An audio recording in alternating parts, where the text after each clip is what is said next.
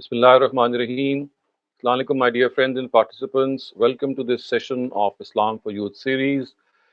We have been discussing some basic aspects of Islam, including the sources of Islam, beliefs of Islam, similarly, worship rituals. And one of the things that you might have noticed is that a lot of things that you are studying, you must note that they never originated with the Prophet Muhammad sallallahu alaihi wasallam. Most of these worship rituals, most of these beliefs, they were already in place. In fact, the claim of the Quran is that Islam is not a new religion at all, and Prophet Muhammad is not the first prophet of Islam. He, in fact, is the last prophet of Islam. And all the previous prophets of God, they professed the same religion, they presented the same religion called Islam. It was always called Islam. And the books prior to the Quran as well, they present the same message. So the rituals that you come across when you're observing the practices of Islam, like for example the prayer or offering the Hajj or fasting, as is the case these days, and charity uh, and animal sacrifice, all sorts of these worship rituals, they originated much earlier and crystallized in the form of the Prophet Abraham, who lived about 2,500 years before the Prophet Muhammad. And it was these rituals which were inherited by Prophet Muhammad from his previous prophets, and he lay sanction to them and then transferred them to the rest of mankind. So one thing that needs to be corrected is that Islam is not the first religion. It is, or Muhammad Sallallahu Alaihi Wasallam is not the first prophet of Islam. He's the last prophet of Islam, and Islam is a religion which was always practiced by all prophets of God, and it was spoken of and, of course, mentioned in all previous books of God as well. So today we're going to continue with some of the things that we have been that we started off earlier regarding moral behavior, regarding our own personality development and character building, and the value that we are going to discuss today is none other than justice. It is called the Queen of Virtues. It is called the pinnacle at which a person can stand on, because, of course, if you are a just person, if you are a fair person, it automatically sheds light on your personality that you would never ever compromise on what wrong and right are. You will always behave in a manner which is in harmony with truth and justice, not only with relation to our Creator, but also in relation to our fellow human beings. So, justice is something that the Quran has underscored, the Quran has spoken of on numerous occasions, and it expects us to adhere to justice. The Quranic word for justice is adl, and adl is something, of course, which is translated as fairness and justice. And when we talk about justice, it's not just justice in the court of law, that of course is understood, but justice is actually it's a phenomena, I would say. It's a paradigm, it's a whole bunch of things which relate to fairness, which relate to all sorts of platforms. For example, social justice is also justice, economic justice is also justice, legal justice is also justice. So we must not confine justice to what we often think of as we would be getting justice from a court of law. So let me share my screen with you, and let's study some of the basic precepts of justice as have been enshrined in the last book of God, the Quran. So remember that when we are talking about this moral behavior, this moral conduct, one of the things that we have also discussed is that whenever scriptures speak of morality, whenever scriptures speak of that innate human quality, which we call as universal truth, this is something which is found in every human being. And the Quran does not tell us for the first time that, well, justice is a virtue. This is something that we already know, and this is something which we have been born with. So when the Quran mentions these universal truths, the purpose in most cases is to remind us. The purpose in most cases is to inspire us that we already know what the truth is. We already know these morals. So what we need to do is to adhere to them as far as possible. Okay, the first verse that we are going to study today is verse 90 of Surah number 16. It says, Inna Allah ya'amuru bil adl wal ihsan wa ita'i zil qurba wa yanha anil fahsha'i wal munkari wal bagh ya'idhukum la'allakum tazakkarun. So God directs you to be just and kind and to give to the near ones and forbids vulgarity, vices, and rebelliousness. He counsels you so that you may become heedful. So, this is a verse in the Quran which actually spells out basic morality, and on the very opposite side, what basic immorality. So, there are three things which are mentioned as positive morals, and there are three things which are mentioned as evils, of course, which are opposite to good morals. So, the first thing which is mentioned is the same that we are discussing. It is justice. So it says that God directs you, He commands you, He asks you to be just, and then, of course, He asks you to be kind and to give to the near ones and forbids vulgarity, vices, and rebelliousness, which, of course, are things which all, again, are against human nature and which are against the goodness which is found in human nature. So, the first thing, as I said, is that God counsels us. It means that it directs us. The message of the Almighty is loud and clear that justice is to be dispensed at all costs. And I was just referring to the fact that justice is not just justice in a court of law. To have social justice, which means, of course, that people should have equal opportunities as far as their talents are concerned. They have to be placed in in a system in which merit is always upheld. It's not that people are able to buy justice. And another thing which is so important is that not only is justice not something that can be bought or sold, the golden principle is that the application of justice is to be uniform. So, whether a person is rich or poor, or has a high status or has a low status, or could be a dignitary, he could belong to a nobility, he could belong to any lineage, but as far as justice is concerned, whenever he does something which is against justice, he or she will be called to account regardless of his or her position. And this is something which is stressed in religion a lot, that justice cannot be selective. It cannot pick and choose.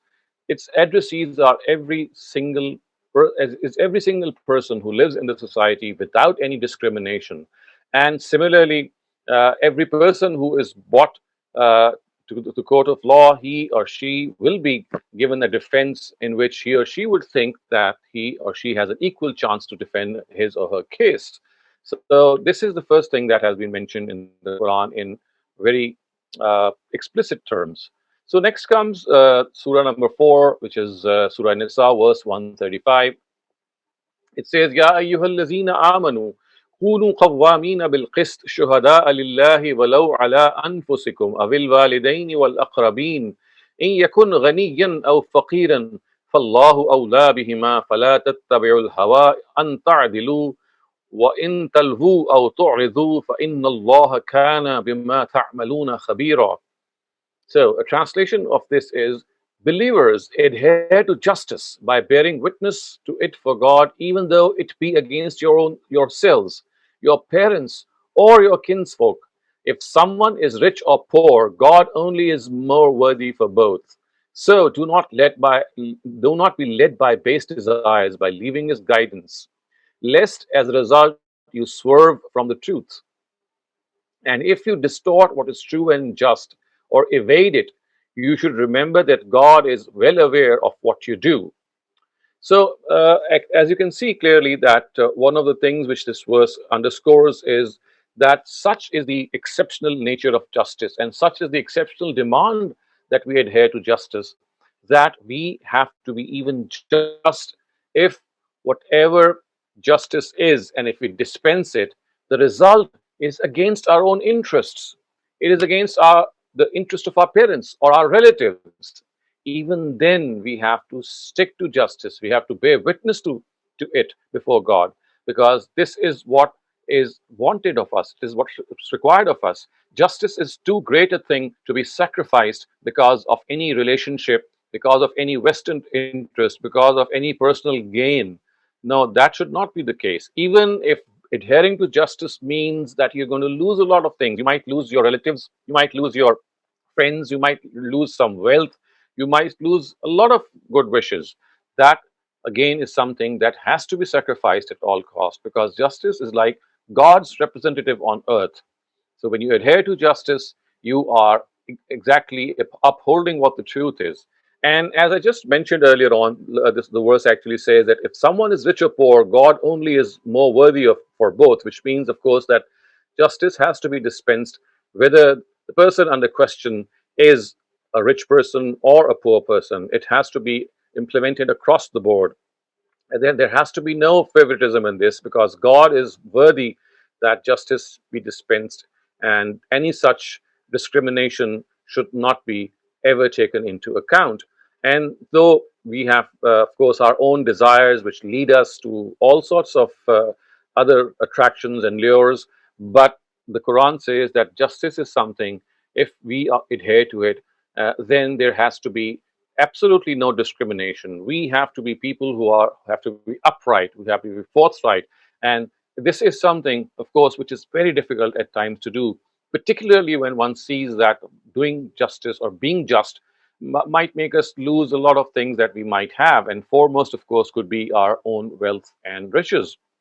But the Quran says that as far as moral values are concerned, they are far superior to any material thing that we have, because justice is like adhering to what the truth is, and that has to be maintained, come what may. Okay, now let's move on to the third text that we're going to study. This is Surah number 5, verse number 8. It says, Ya ayyuhallazina amanu kunu qawwamina lillahi shuhada'a bil qist, ولا يجرمنكم شنآن قوم على أن لا تعدلوا اعدلوا هو أقرب للتقوى واتقوا الله إن الله خبير بما تعملون. Believers, adhere to justice by bearing witness to it for God, and the animosity for a nation should not induce you to not do justice. Be just. This is nearer to piety. And have fear of God. Indeed, God is well aware of what you do. So, just as in the previous verse, we are directed to adhere to justice in our individual lives, this particular verse actually tells us, and in fact, it asks us in a very strong way, that we have to adhere to justice in our collectivity as well, in our collective lives as well. And the example is given that if there is an enemy nation facing you and it has done a lot to harm you in the past, but if a time comes when you have to judge between a certain fact regarding that nation, then you have to realize that as far as justice is concerned, it should not be withheld simply because you are facing an enemy. Even to enemies, we have to be just. We must not be unjust to our enemies. Of course, I would say that this is uh, a remarkable thing that the Quran has asked us to do. That justice is not just to be dispensed or administered to our friends or to people who are our peers or our equals, but even to our enemies. If they have been unjust in the past, that does not warrant us to be unjust to them when our time comes. And look what the Quran says. It says, this is nearer to piety. This is nearer to piety, which means that to be just is closer to being virtuous. And have fear of God. Indeed, God is well aware of what you do. So, of course, relating every moral value to God, it tells us that the motivation, of course, is that if we are in any way losing that adherence to justice in our privacy, then we must know that God knows what we are doing. In Allah khabirum bima ta'malun. He is well aware. So whatever we do, openly or secretly, is in the knowledge of God, and therefore, even if it is a case of doing justice in private when no one is seeing, even then it has to be adhered to, and one must not think that one is alone and he can just make hay of it. Now, let's move on to a fourth text. This is taken from the Bible, and to be precise, from the book of Proverbs, which is ascribed to the Prophet Solomon. It's chapter number 29, verse 7. It says, the righteous care about justice for the poor, but the wicked have no such concern. And what a beautiful thought this is. And I'm sure all of us would agree that the righteous, people who are virtuous, people who are upright, they always care that justice should be administered to the weaker sections of the society also. Every person whatever his status, whatever his relationship, wherever he is standing in the society, he has to be given this justice. And this, of course, is a point that has been made here, that if anyone, it has to be the righteous people who are proponents of the truth, people who are preachers, people who are truth callers. All of them are people who must care that justice is given, it is administered to everyone, including the poor. And the other thing which is said, which is of course quite the opposite, that is, the wicked have no such concern. As far as the wicked are concerned, they have no such concern, and therefore they have to realize that as far as wickedness is concerned, it will just not pay off, because people who have this meanness in them, they will never care for the poor. All they would care is for themselves, because they would like everything to be done to them in a fair and square manner. But they would not think or even have any concern regarding what other people or people who are lesser in status would get. Now let's move on to the final text. This is a narrative from the Prophet. It says that Anas ibn Malik stated that God's messenger said, "Help your brother, whether he is oppressed or whether he is the oppressor or the oppressed." The person thereupon said, I can help him if he is the oppressed, but please tell me, how can I help him if he is the oppressor?" The messenger replied, "Stop him from oppression. This is how you can help him." So, here, my dear friends and participants, you can see that God Almighty is actually making this point through Prophet Muhammad Sallallahu Alaihi Wasallam, of course, being his messenger. The Prophet Muhammad Sallallahu Alaihi Wasallam is actually more concerned of people who are unjust in the society, who are oppressive in the society, who actually mete out injustice to other people, who are responsible for a lot of irregularities. And when the Prophet was posed this question, he said actually that we have to help both the unjust and the just. And obviously, helping the just is something that we can always understand. But it was obviously a question which came to the mind of the companion, whose name is not mentioned here, that how can we help people who are unjust or who are oppressive? And the reply of the Prophet was that if you stop them from injustice, if you stop them from oppression, then this is how you can help them. And of course, this is something of a beautiful advice and a beautiful counsel, that if there are people in our society who are guilty of oppression, who are guilty of injustice, then it's not the right way to shy away from them or to start hating them or to just ostracize them from us, or maybe just leave them alone to play havoc or wreak havoc in the society. No, people who are of this sort, they must be spoken to. They must be, I mean, come in. They must always remain in communication. You see, the worst thing which can happen is a breakdown of communication between people who are just and people who are unjust. Because unless there is communication, unless there is a fair exchange, we cannot expect people to give up their evil ways. So, prophets of God have always told us that we must not shy away. Uh, we must not evade people who are of this sort. We should try to come near them, make them realize in a very earnest way, make them realize in a very sincere way that, well, what you're doing is not against the norms, it's against justice.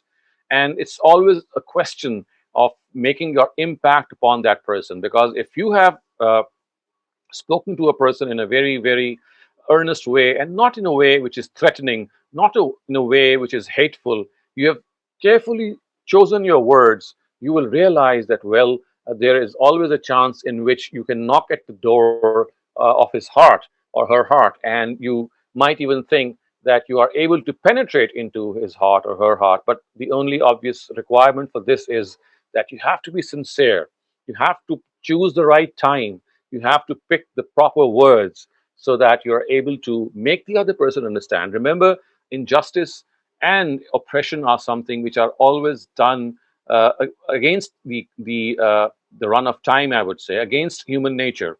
So, if you're able to make people understand how this is going to work adversely for them, you can always be successful in asking them to mend their ways. So, my dear friends and participants, these were the five texts that we wanted to study. As I said, that the purpose of the Quran in most cases, and here, of course, you can say the Prophet as well, and the Prophet Solomon and Prophet Muhammad both. In both their cases as well, the purpose is that people are reminded of their civic duties. People are reminded of the fact that as citizens, as good people of a country, this is one of their civic duties as well. And more than that, it is actually their religious duty to stick and adhere to justice. Okay, now we'll move on to some of the questions that I'd like to discuss. And okay, so the first question is that make a list of the acts which can be classified as unjust. So I would like you to take some time and think over this, that what are the things that we do which can be classified as against justice or contrary to justice. Just to give you an example, bribery. So bribing someone to obtain your own interest just through money is something which is, of course, against justice. So please think of some more examples in which you can see that there is a fair amount of injustice. Yes, Mariam, please go ahead. I was gonna say when people discriminate between, for example, if you're applying for a job and then they pick someone who's white skin colored instead of someone black, Hmm. and so Right. So discrimination on the basis of color, of course, that is a grave form of injustice. And in spite of the world going way ahead in so many other things, this still exists. And color, caste, ethnicity, so many things, they do play their role. And this, of course, is something that we are all distressed on. with when we see this, and we are all very sad to see how justice is sacrificed because of one's color. So thank you for that, Mariam.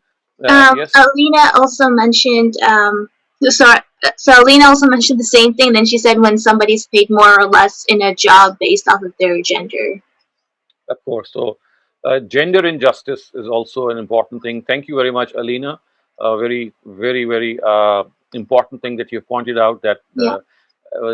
this is something, of course, which is also still rampant in many countries, in spite of the fact that we have developed a lot and there is a lot of things going on in favor of women. But still, I would say, if you take the global situation, there is a fair amount of injustice on the basis of gender. And again, this has to be done away with. And are, unless we realize that men and women are, they are the progeny of the same parent, Adam and Eve. And the Mhm. fact that they are the progeny of the same parent, it shows that all of them are equal in status. There should not be any discrimination. Of course, there could be a difference in responsibilities which each might choose, but then this should there be their choice, which should not be something which is forced upon them. And Yes. then we Okay. have raised hands. So Okay. Douglas Marr. The fact that singular humans could own hundreds of billions of dollars while in the same country there are people who can't afford medicine or food. Hmm. Of course. So that's, I think, what you're referring to as economic injustice. Of course, that's Mhm. also something that has to be checked. And as far as wealth being accumulated in the hands of a few people, that's bound to happen unless there is a system in place in which this wealth is actually distributed not only in accordance with the merit of that person, because of course people who are more talented, they will be able to climb to the highest spaces in the society. But at the same time, the society has to realize and the state has to realize the fact that fulfilling the basic needs of people is the responsibility of the state. So therefore, this just cannot happen that you find paupers and poor people lying on the roads at night and being deprived of food and shelter, and there are so many other people who are perfectly well off. So yes, thank you very much for that, Douglas. Manahid Naman, please go ahead. I'm not sure, but I think like the wage gap and police brutality are unjust because they're not morally correct or right towards a certain group of people. Sorry, I And couldn't hear you properly. Could you speak a little louder? like the wage gap and police brutality because they're unjust Right. because they're not morally right or correct for certain groups of people. And in the past, marriage laws for homosexuals have been like on the line of like whether they're right or wrong. So different rights are given to different groups of people. Right. So, of course, so this again is, I would say, human injustice, injustice at the level of human beings, which of course there should not be any discrimination on the basis of one's sexual orientation. Of course, this is something which a person might have, and there might be people who would not, who would object to that orientation, and there might be other people who would be in favor. But whatever the case, this should not be a case of any sort of discrimination as far as justice is concerned. In fact, it would be very shocking and appalling. And as you pointed out, Manahil, regarding marriage laws, of course, they have their share of injustice as well. And this is something actually which has to be taken up at the parliament level, maybe, or if in the US at the Congress level, because you see, laws are enacted and they can always be changed, they can always be revised, but it's essential that people who are lawmakers, they have to realize their responsibility, and this can only be realized when they legislate and they revisit their legislation. And if there is something which is a flaw, then of course a majority in favor of that change has to affect that change. So that is a very good contribution. Thank you very much, Manahil. Ali brought up 2 points. One is discrimination against disabled people for no reason, Absolutely. and he asked, would forcing justice upon someone be also a form of injustice? Okay, let's try to understand what Ali is telling us. But let's first, I think the first thing is very clear what he has pointed out, and this, of course, is something that is really heartbreaking when we see that handicapped people who, I mean, it's not their fault that they are handicapped by any means. So, if for any reason they have been deprived of some of their bodily abilities, it actually warrants more sympathy, more concern, more compassion from the society. And it would be very cruel of us that instead of providing this concern, we, on the other hand, end up discriminating them and not providing them with enough opportunities. And this is, I think, very true in third world countries, where, for example, people who are blind or people who might have some other deficiency, they are looked down, not only looked down, but they are deprived of a very fair chance of going ahead in the society. So thank you very much for that. And so we'd like to understand the point that you're making, the second point that you're making, and that is that you're saying that enforcing justice is also a form of injustice. Is that, if I've understood it correctly? Yeah, he was asking if that's the case. Well, I don't think so. You see, justice is something. I mean, this is a human value which is upheld by every single person. So when you are enforcing justice, like for example, you are punishing criminals for being unjust. For look at people who might be killing people, who might be molesting young children. So we can argue about the nature of punishment that that person might have, or what sort of rehabilitation.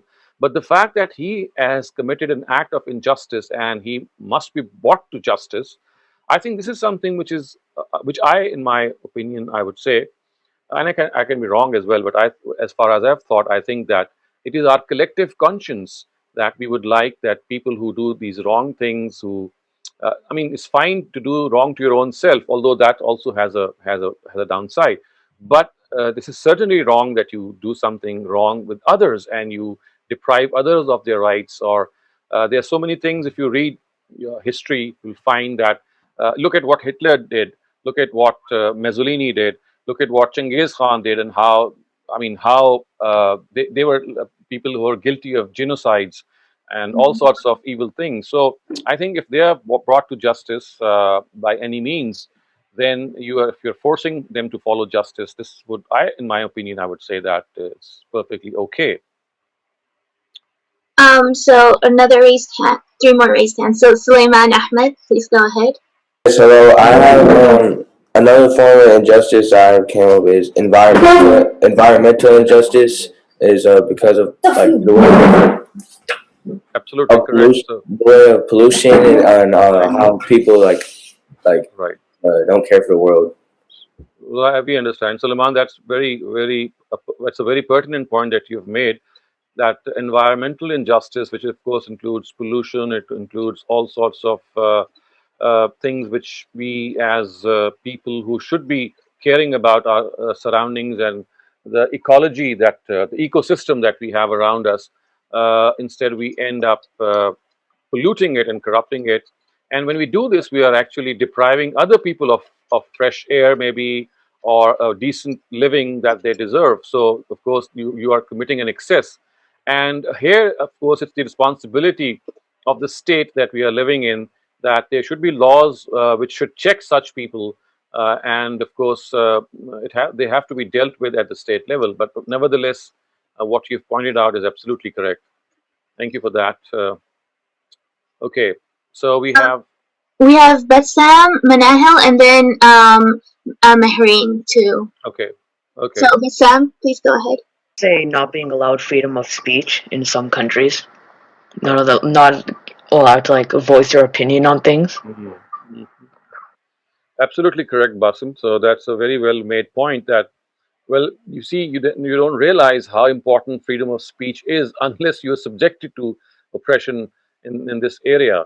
And we should be so thankful. I mean, also feel very blessed that in countries where we can even make cartoons of public figures and go unchecked, although it might be an extreme. But the fact is that if we are able to express an opinion which we think is the truth and it is the call of our conscience, and no one is there to stop us from speaking our heart out, of course, unless that thing is against it's something which bothers some other people in a way that it hurts them in a physical way. But other than that, if you have an opinion and you want to express that opinion, then there should be no one who should stop you, or no one should in any way put a embargo upon you or some restriction, because this often happens in societies which are closed societies, in which often what happens is that the person who is heading the society is a monarch. He's a tyrant, I would say, and because of the fact that he would like to maintain his monarchy or his tyranny, what happens is that certain restrictions are clamped upon the citizens. But of course, that is something which not only hinders one's freedom of speech, I think it's also something which kills the creativity which is found in every person. Remember, everyone has his share of creativity which the Almighty has blessed him with. So when you speak, when you express through the tongue, through your paintbrush, maybe through your speech, all sorts of expressions, they are basically they are a manifestation of creativity. So thank you for that. Manahel Na'man, you're next. This is like a heavy topic, but rape victims not getting the justice that they deserve in court. True. When I obviously this is a topic in itself, but true that rape victims, they don't get justice, and more often than not, they are ruined for life. I mean, once a girl or a lady is raped, no amount of justice which is brought to her, I mean, can change what has happened to her. So, but this doesn't mean that they should not be brought to justice, the perpetrators of this crime, because that would give a license to many other people. So yes, this is something of a concern for all of us. In fact, there are so many things which are which are being watched all over the world, and there are lists and there are various watchdogs which are actually preparing these things, and they're always looking after how injustices have become rampant, and how at times there are countries and states which are oppressing their people. Look at what's happening in to Chinese Muslims, the Uyghurs, as you call them, and then we see what's going on in Myanmar, what's going on to the Rohingyas. Similarly, I mean, there are so many things that we can point out, but again, it's a question that how well articulated we are. And remember, it's not. It's very easy to point out these injustices, but it's rather difficult to do something to get rid of these injustices. So Mehreen said something along the same lines when somebody is not brought to justice after being sexually assaulted, and people blame the victim and tell them that they should have been covered up better. Absolutely. So this is even more pathetic, that when someone is raped and you start blaming the person who is the victim herself. I mean, this is totally. I mean, it's appalling. I mean, to think of it is shocking. That how can the person who is being victimized in such a brutal way uh, be, uh, be called as a person who is actually has made that mistake? I mean, whatever she has done or whatever she's been wearing is her own choice. There could be a case made regarding the decorum, but then this does not justify in any way. I mean, absolutely does not justify anything which has to be committed or is committed against her. Yes, thank you very much for that, Marine. Okay, now let's move on to the next question that I'd like you to discuss, and that is, okay, the question is that can perfect justice be achieved in this world, and if not, why? So why cannot we have perfect justice? Douglas Marr, please go ahead. I would argue that perfect justice cannot be attained without perfect wisdom, because to be able to judge, you need to be wise enough to be able to judge, and we are all faulty. We all have our own limitations in terms of understanding and knowledge and compassion. So we couldn't possibly be perfectly just. Right. So you see, this is a human. I would say we fall short as human beings. That we might be very wise, we might be very pious, we might be very. I mean, everything in the best optimum quality. But whenever we are exercising justice, you see, this human error can never be ruled out. It can never be ruled out, because in spite of being a very intelligent judge, he can always falter at a particular instance. So you just cannot rule out that human judgment will always be perfect. So this is something which relates to human error, and that human error is something which can never be overcome. And then, of course, there are instances in which even if justice is dispensed, just for example, you catch a criminal who is responsible for murdering, let's say, 1,000 people. So how could you possibly bring justice? Because you see, the person has actually killed 1,000 people, and whatever you do, even if you kill that person in return, how you cannot bring back those 1,000 people and give them life, because this is something which has been committed one way, and it is irreversible. So you see, all these things, they clearly show that there is this element of injustice which is always there, and which seems that it shall never be, we shall never be able to overcome it. And precisely here, the Quran and scriptures tell us that it is because of this deficiency of this world, and it is because of the fact that God is just, that He is going to bring about a day which is called a day of judgment, in which this justice, this perfect justice, is going to be meted out. This world is not going to end in these injustices. This world is going to once again be recreated, and people who've been unjust and could not be given justice, I mean, they were oppressed, so they would be brought to justice. And this is why the Quran says that there is a purpose to all of this, and the world is not going to end the way it is moving. Okay, so we have another person. Yeah, Bassam. Yeah, I'd also say perfect justice won't happen, especially when it comes to law, since like Mhm. in courtrooms and police, there's a lot of corruption that happens. Uh-huh. Like, Correct. So you have corruption, you have bribery, you have all sorts of things which impede justice.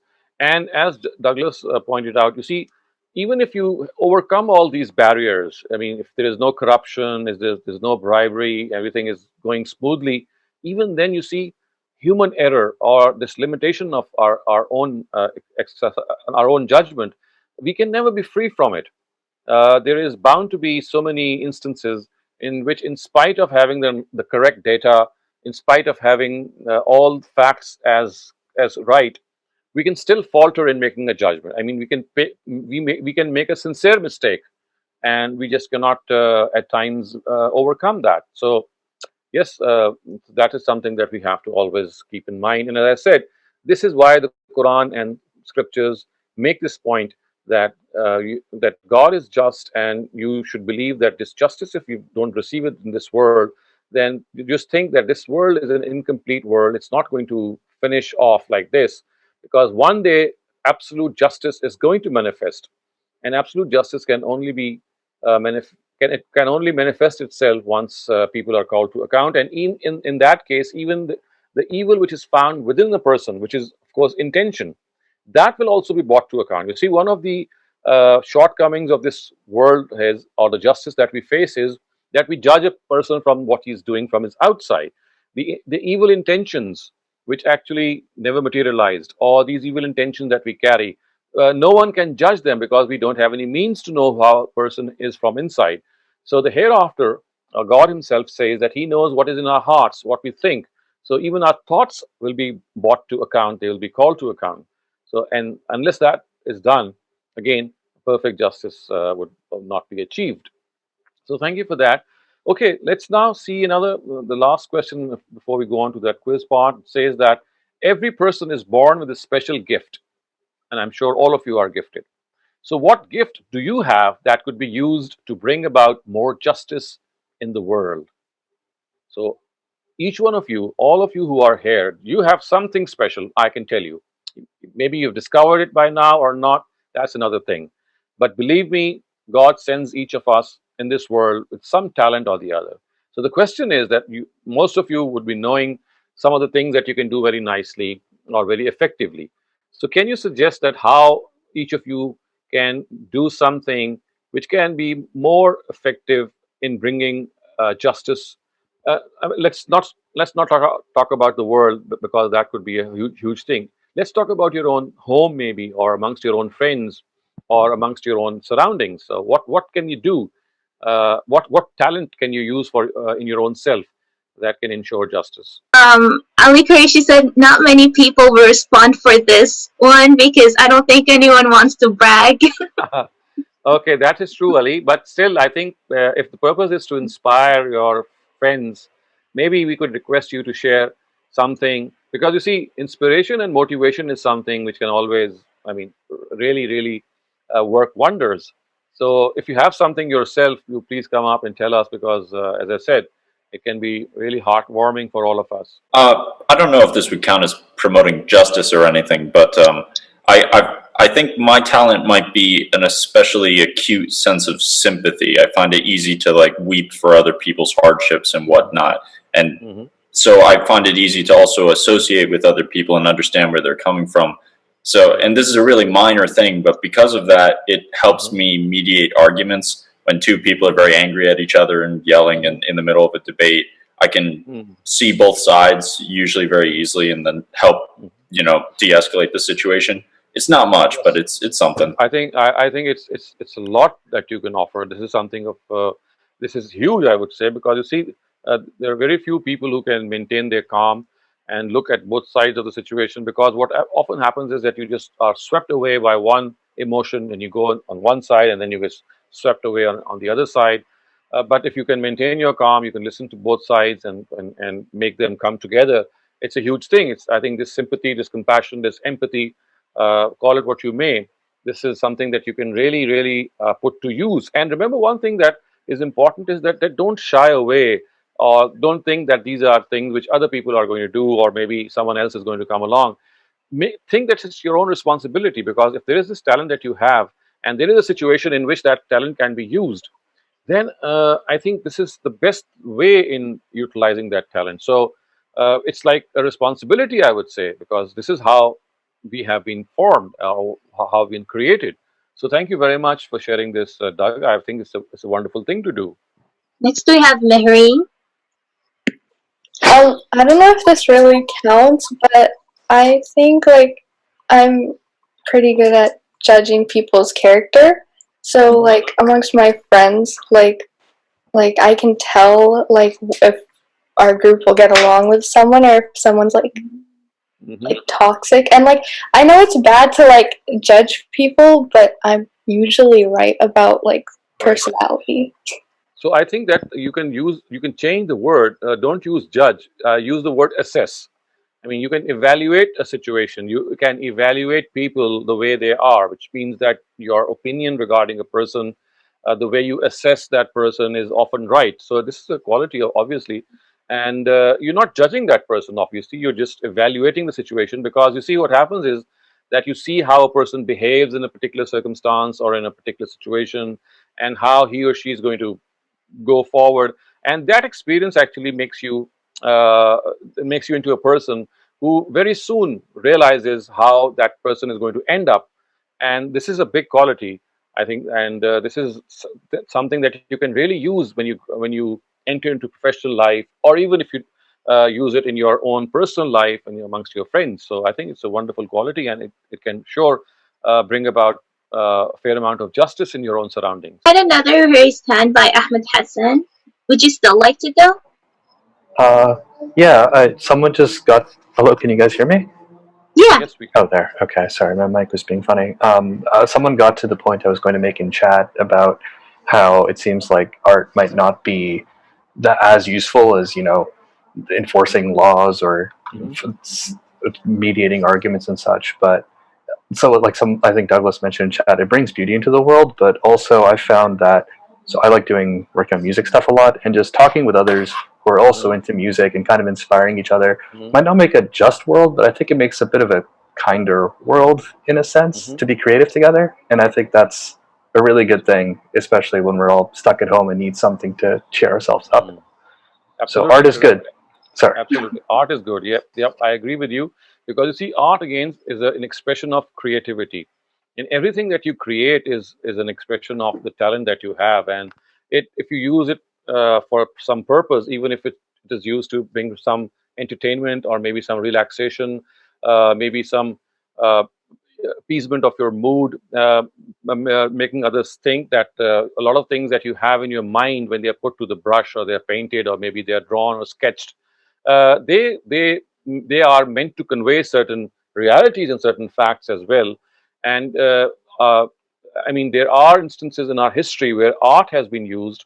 For example, in the Renaissance period, when art flourished in Italy and many other countries, in which it was actually a vehicle of transmitting ideas, of spreading your ideas in the society. So I would definitely count all forms of art, including painting and music, to be vehicles which can spread a lot of things that you can, in a very subtle way, I would like to communicate to the society. So that's a very fair point, Ahmed. Thank you very much for that.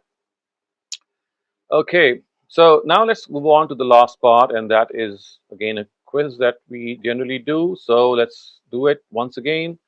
And the question this time is that how just are you? So just pick up your pens and start marking your cells the way you would do, or maybe just do it on your computer. So question number 1 is I treat other people the way I want to be treated always. First option. The second is most of the time. The third is sometimes, and the fourth is almost never. So you mark yourself according to what you think you would behave. The question number 2 is if your brother told you that your 30-year-old son, so just imagine that you have a 30-year-old son, none of you would be 30, what to speak of having a 30-year-old son.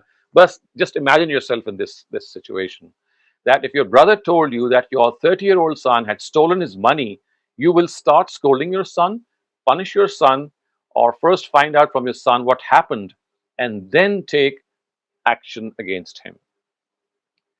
Okay, these are the 3 options. Okay, the question number 3 is if it comes to your notice that your son has been caught breaking the law, again, the question of the son. So imagine that you have a son or a daughter, and he or she has broken the law. So option number 1 is you will try to find means for him to escape punishment. And 2, you will let the law take its course. 4, if you are the CEO of a company, and my wish is that each one of you becomes a CEO one day, and receive applications of 2 individuals. One of them is of a near relative, and other is of an unknown person who is much more competent than your relative. So you will decide in favor of your relative or that unknown person. Okay, make your choice. Question number 5. If you have to give witness in a court against your father in a case in which your father is at fault, you will give true evidence even if this means punishment for your father. 2, try to hide the evidence. 3, try not to appear as a witness. Question number 6. The question is you are a teacher and your son, the son is coming up again and again. So just imagine that you have a son. You are a teacher and your son is also in your class. He has failed in a test. So you are a teacher and your son is in your class and he has failed a test. So you will, option number 1, change the marks if no one gets to know about it. Not change the marks if someone will get to know of it. Change the marks even if someone gets to know about it. And 4 is not change the marks even if no one gets to know about it.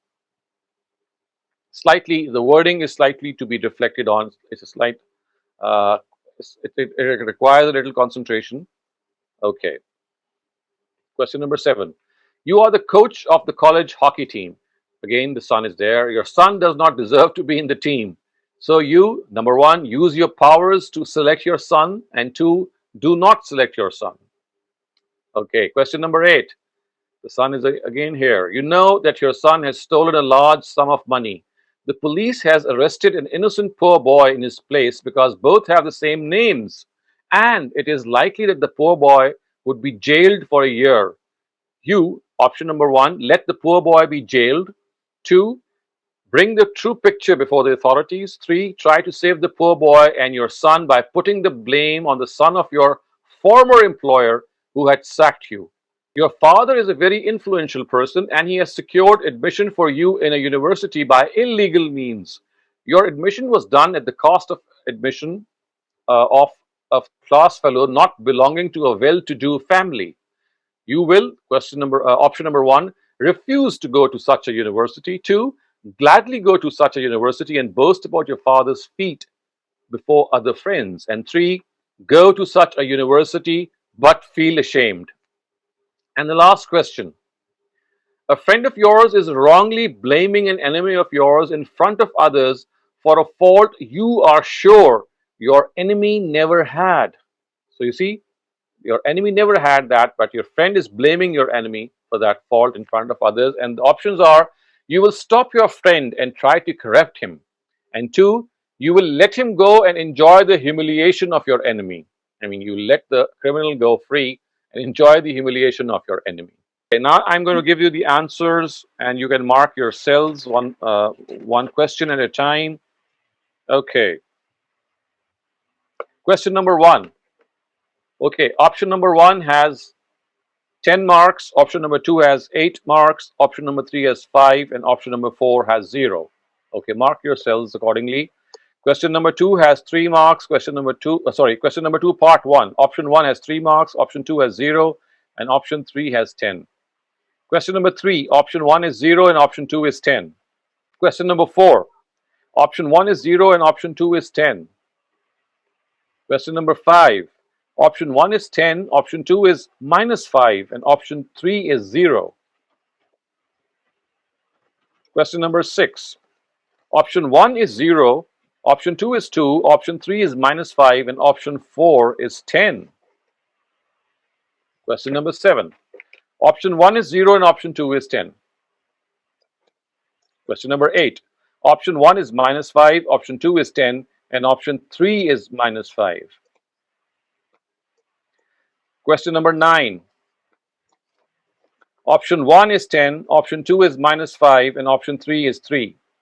The last question, option 1 is 10 and option 2 is -5. Okay, so total up your marks out of 100 and you'll get a fair idea. Okay. Can you please repeat 9? Question number 9. Okay, wait on. You need the answers. Okay, question number 9, the first option is 10 marks, the second has -5, and the third has 3 marks. Umar Khan got 98, Bassam got 95, Ali Qureshi got 98, Sayyid Abdullah got 90, Mehreen got 90, I got 98. Excellent. Okay, so we have so many high people who are just, maybe you can all become judges or lawyers or advocates or part of a jury, or anyway, if you don't intend to become professionals in this, you must feel happy and pat yourself on the back that if you have such a high ratio of being just, then you inshallah will be very, very proud of yourselves and you'll be doing very well. Okay, so just remember that people who have scored below 60, they should be really working on their justice ability and faculty, because this would mean that they need some work to be done. Any question? Yeah. Yes, please go ahead. So at times I feel that you need to act rebellious in order to gain justice, or like to fight for justice. Does that make rebelliousness okay? Because the first word says that don't be rebellious. Actually, rebellious here is meant in a different meaning, which means that you just challenge the law. You're just, acting in an arrogant and a brash way. The way that you are referring to a rebellion is not, in the negative sense. It means that you have to challenge something which is being done wrongly. So I think it's just a question of understanding the connotation. The way you are using it here is perfectly all right, because what you're doing here is trying to set right something. Obviously, it would be advisable that you use all those means which are legit and they fall within the law. And as long as they do so, no one can object to it, because this is your human right. This is your democratic right that wherever you are able to express your opinion and challenge anything which is unjust. So I would say yes. Thank you so much for the clarification. Okay, thank you. Inshallah, we'll see each other next Saturday. So have a good Ramadan, have a good week, enjoy yourselves, and bye bye. Khuda Hafiz.